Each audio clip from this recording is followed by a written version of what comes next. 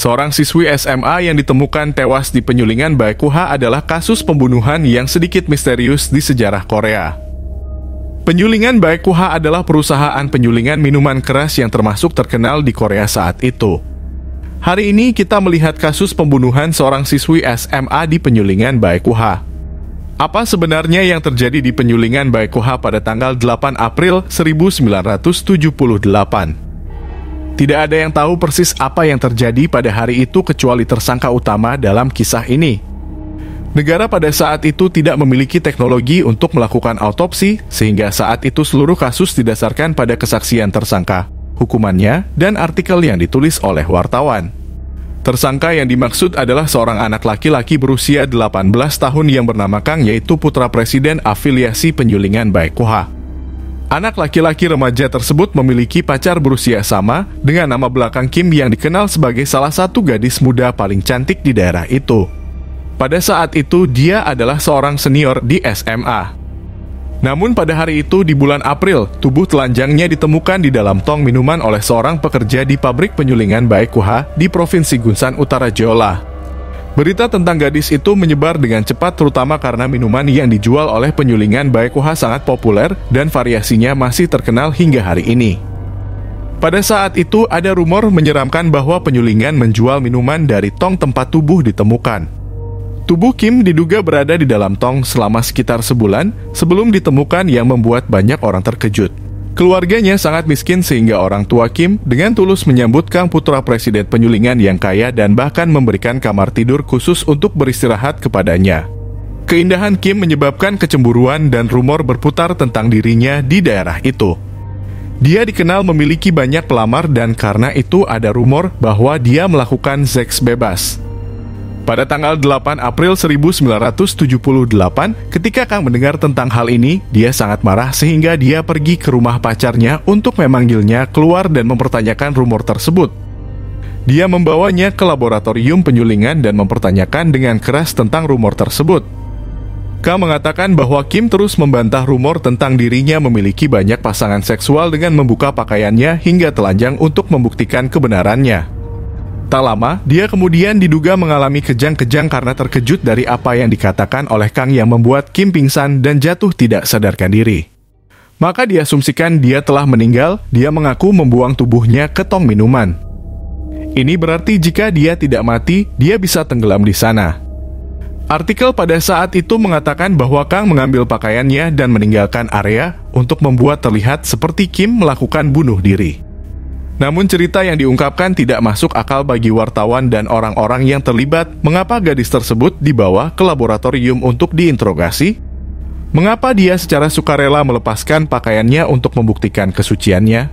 Dan mengapa dia tiba-tiba pingsan? Pertanyaan lain yang muncul termasuk mengapa Kang tidak melihat apakah Kim masih bernapas sebelum menaruh tubuhnya di dalam tong. Dan beberapa bahkan mengatakan bahwa dia seharusnya terbangun ketika tubuh telanjangnya menyentuh permukaan dingin dari tong. Bagian lain dari kasus yang tidak masuk akal ini adalah masa hukuman Kang. Awalnya, tuntutan 10 tahun penjara dijatuhkan, namun itu dikurangi menjadi 5 tahun dan kemudian 3 tahun di balik jeruji besi. Alasan dia menerima hukuman yang pendek dan ringan adalah karena menurut pengadilan, dia menyembunyikan tubuh di dalam tong minuman karena dia mengira gadis itu sudah meninggal. Dia akan mendapat hukuman yang lebih berat jika dia telah membunuh Kim atau memiliki niat untuk membunuhnya. Dia juga masih di bawah umur dan berasal dari keluarga yang kaya sehingga bisa mempengaruhi keputusan pengadilan. Ini memang kasus yang sulit untuk dihadapi oleh pengadilan karena mereka hanya memiliki kesaksian Kang. Ingatlah bahwa hanya 2 dari mereka yang ada di tempat kejadian saat kejadian itu terjadi. Bahkan merasa sulit untuk menemukan bukti sehingga petugas harus bergantung pada poligraf, sebuah alat untuk mendeteksi kebohongan. Kasus ini adalah pertama kalinya perangkat tersebut digunakan di negara ini menurut artikel tahun 1979.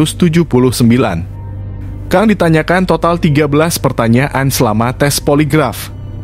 Dengan 4 pertanyaan utama yaitu apakah pada hari kejadian Anda bertemu dengan Kim? Apakah Anda melepaskan pakaian Kim atau meminta Kim untuk melepaskan pakaiannya dan membuang jasadnya di tong minuman keras? Apakah Anda tahu bagaimana Kim masuk ke laboratorium lantai 2 Baekuha? Dan apakah Anda tahu bagaimana Kim meninggal? Kang dikabarkan menjawab tidak untuk semua pertanyaan tersebut, namun hasil poligraf menunjukkan bahwa dia berbohong. Hasil ini digunakan sebagai dasar untuk tanya jawab selanjutnya dan akhirnya memaksa Kang mengakui. Jaksa menuduh Kang atas tuduhan pembunuhan dan penyusupan yang merupakan kasus pertama di mana tersangka dituduh atas dasar hasil poligraf. Putusan pengadilan pertama dan kedua adalah 3 tahun dan 2,5 tahun. Tetapi ketika kasus sampai ke Mahkamah Agung, hasil poligraf tidak dapat digunakan sebagai bukti sehingga dia menerima hukuman awal yaitu 3 tahun penjara. Kasus ini merusak reputasi penyulingan Baekuha dan majalah Weekly Kyung yang melaporkan kisah itu secara mendalam. Perusahaan penyulingan dikabarkan membeli semua salinan majalah pada saat itu dan membakarnya untuk mencegah kerugian lebih lanjut pada perusahaannya. Sementara itu keluarga korban ditinggalkan dalam kesedihan karena putrinya dikenal sebagai gadis yang baik hati dan manis dan mereka mengatakan bahwa Kang yang dikenal sebagai anak nakal sudah mengintainya. Ada artikel yang mengatakan bahwa Kang memperkosanya dan menjeratnya karena dia tidak mau berkencan dengannya dan dia membuang tubuhnya di tong minuman keras. Tetapi seperti yang kita katakan sebelumnya, hanya Kim dan Kang yang berada di lokasi dan hanya terdakwa yang tahu apa yang sebenarnya terjadi. Itulah semua yang saya sampaikan hari ini. Bagaimana menurut Anda? Terima kasih telah menonton.